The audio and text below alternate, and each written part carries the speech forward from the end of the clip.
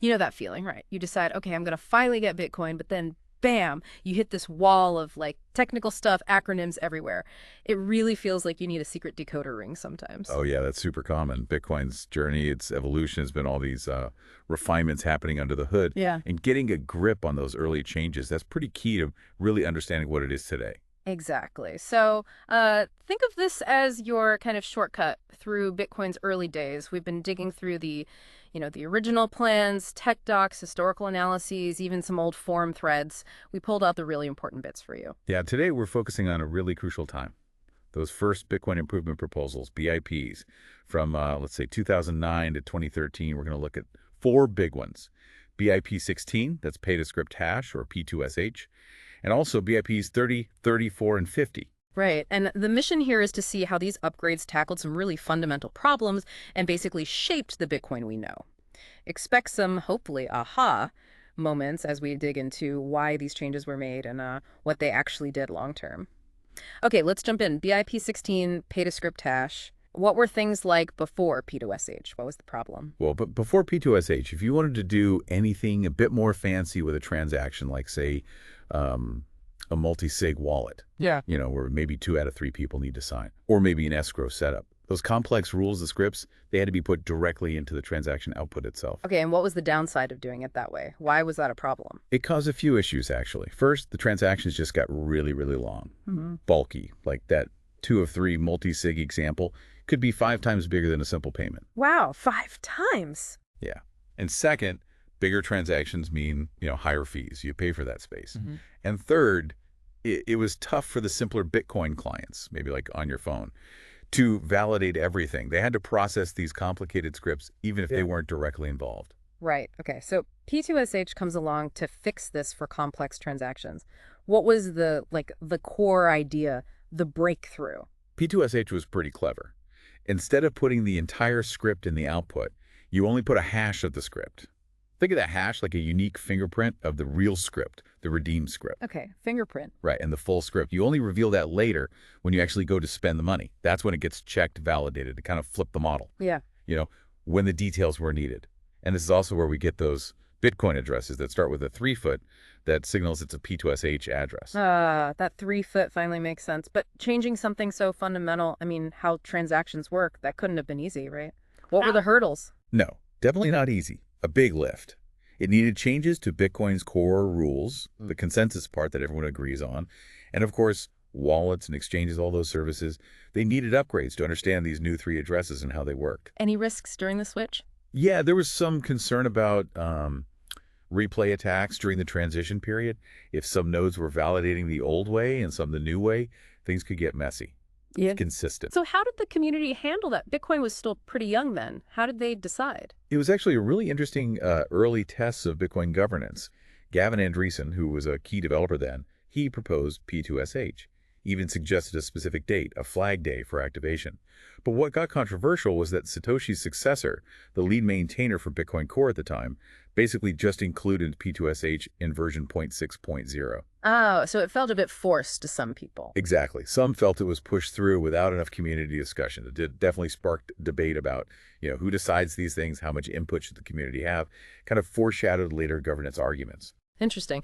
Were there other ideas floating around, other ways to solve the script problem? There's another proposal, Yeah. BIP 12. It involves something called upheaval. But P2SH was generally seen as, well, safer and maybe a simpler to roll out. And how do they actually get it activated then, if there was some debate? Miners played a big role. They started signaling their support by putting P2SH in their Coinbase transactions, the transaction where they get their mining reward. Okay. Once 55% of the mining power was signaling like that, which happened around April 2012, P2SH officially locked in and became active. Oh, and there was a technical limit added too. The redeem script couldn't be bigger than 520 bytes. That was for backward compatibility. Okay, so it got across the line with miner signaling. Fast forward to today. What's the lasting impact? How important was P2SH? Oh, huge. Really profound. Yeah. P2SH is basically what made efficient multi-sig wallets practical. And those are vital for security, right? Yeah, definitely. It also opened the door for much more complex smart contracts. Things like escrow services or even parts of the Lightning Network rely on the concepts P2SH introduced. Just so foundational stuff. Absolutely. Yeah. Simplified addresses for these complex types, too.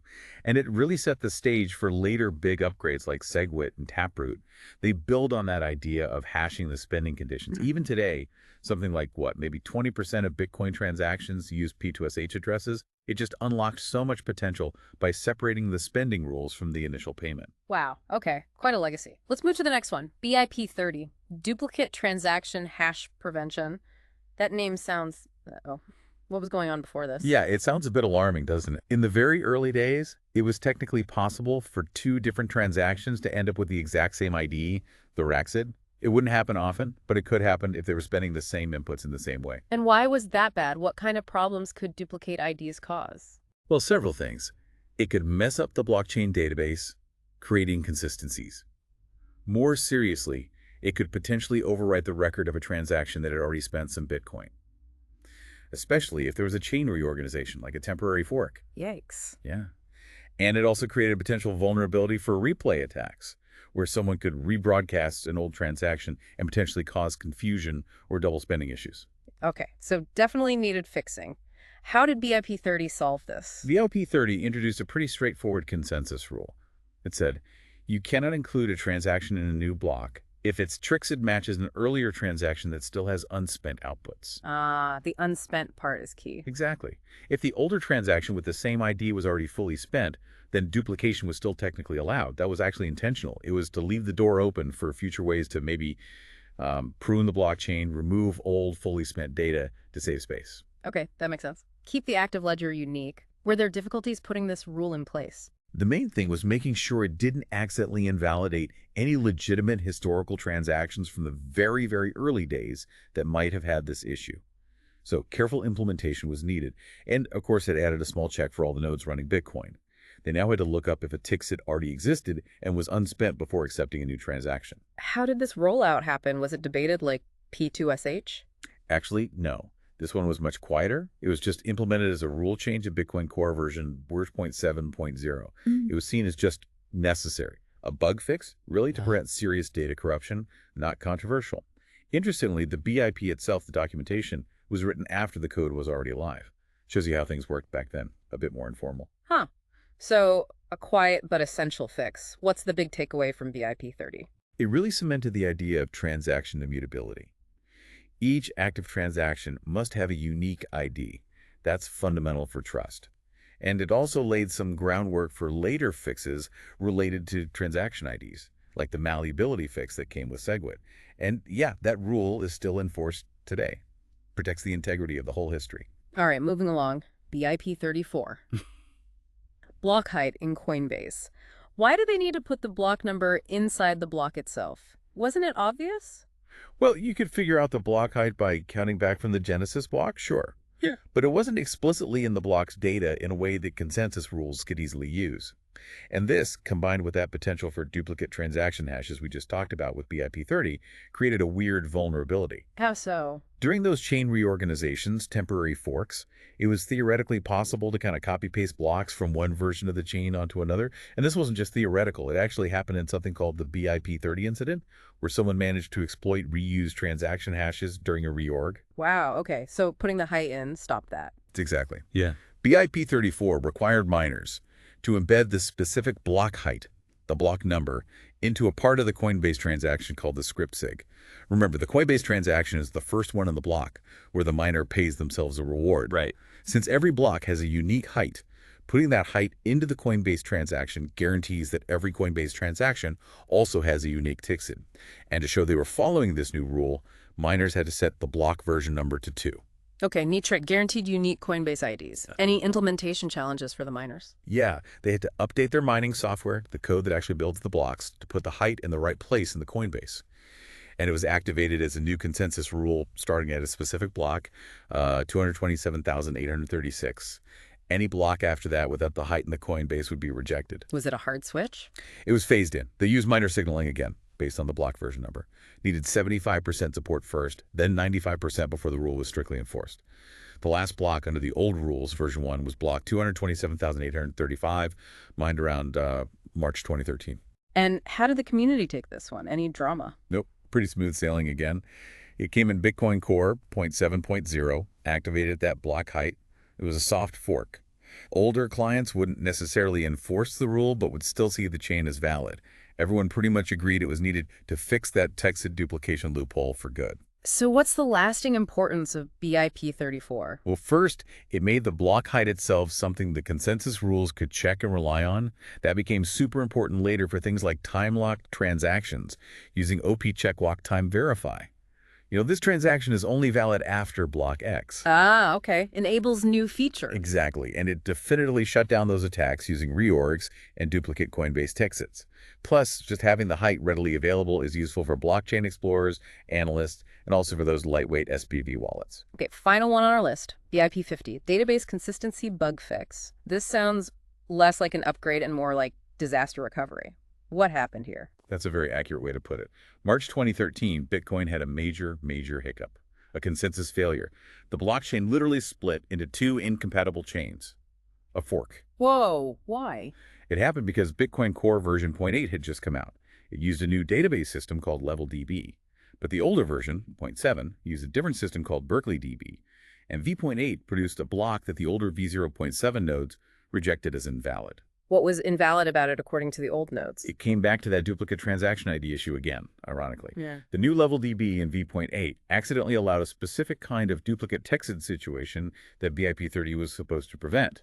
The older BerkeleyDB in v.7 correctly saw this as invalid according to the BIP30 rule. Oh man, so the fix itself caused a new problem.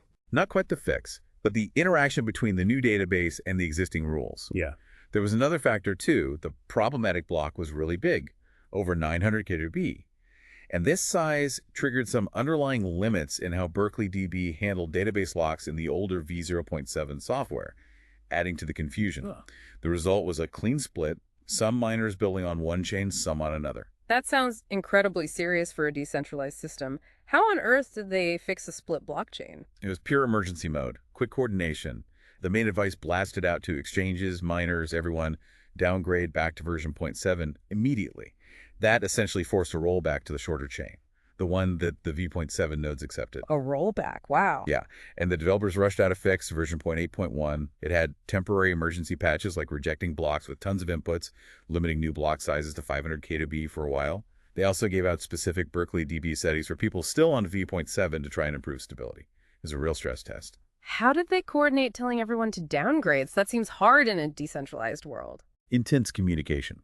Mostly happened on IRC channels, email lists, plus direct calls and messages to the big mining pool operators and exchanges, like Mt. Gox, which was huge then. It definitely showed how fragile things could be in a crisis, relying on quick comms between key players. Interestingly, some big mining pools were apparently a bit reluctant at first to switch back to the shorter chain they'd abandoned. So BIP 50 itself? Was that the emergency patch? No, BIP 50 came after the fire was out. It wasn't the fix. It was written as a post-mortem. A detailed report documenting what went wrong, why the fork happened, the steps taken during the emergency, and crucially, the lessons learned. What were those lessons? It really hammered home the need for incredibly rigorous testing, especially around consensus rules and database interactions, and the critical importance of backward compatibility. It also made people acutely aware of potential centralization risks. If a crisis requires rapid decisions from a small group of core devs and big miners. What were the long-term effects of this whole incident? Well, it definitely led to much better testing procedures. Things like testnet and reg test became more robust, giving developers safer places to try things out. It really cemented a deep aversion in the community to hard forks those incompatible upgrades that risk splitting the chain permanently. People saw firsthand how messy it could be. And technically, Bitcoin Core did eventually fully transition to LevelDB in v.8.1 and later versions because it was better performing for bigger blocks once the kinks were worked out. But the scare was real. It really feels like these 4 BIPs represent Bitcoin, kind of. Yeah. Growing up in public, right? Fixing fundamental flaws, learning hard lessons. Absolutely. P2SH, BIP30, BIP34, BIP50. They tackled core issues of security, usability, stability. They weren't just patches. They laid down foundational principles and paved the way for future innovation. They really solidified Bitcoin's development philosophy. Prioritize security, prioritize consensus, be incredibly careful with changes. You could almost call it Bitcoin's constitutional moment in some ways, setting norms for upgrades, process, crisis management. So for you listening, the big takeaway here is seeing how Bitcoin weathered these early storms. The solutions show its resilience, the importance of its core design. Hopefully, exploring these has given you that deeper understanding, that context, without drowning you in the technical weeds. Yeah, and it's interesting to think about, isn't it? How those early governance struggles, the debates around P2SH, the crisis response for BIP 50, how might those relate to discussions happening today in Bitcoin? If you're curious, you can actually go look. The Bitcoin Core GitHub repo, the old Bitcoin Talk forum archives. The discussions are often still there. It kind of makes you wonder, knowing how complex and sometimes messy these early foundational changes were, what does that imply about Bitcoin's future evolution? How will major changes happen down the road? That is definitely something to chew on. Thanks so much for joining us on this deep dive. We hope you walk away feeling you've gained some real insight into Bitcoin's crucial early history.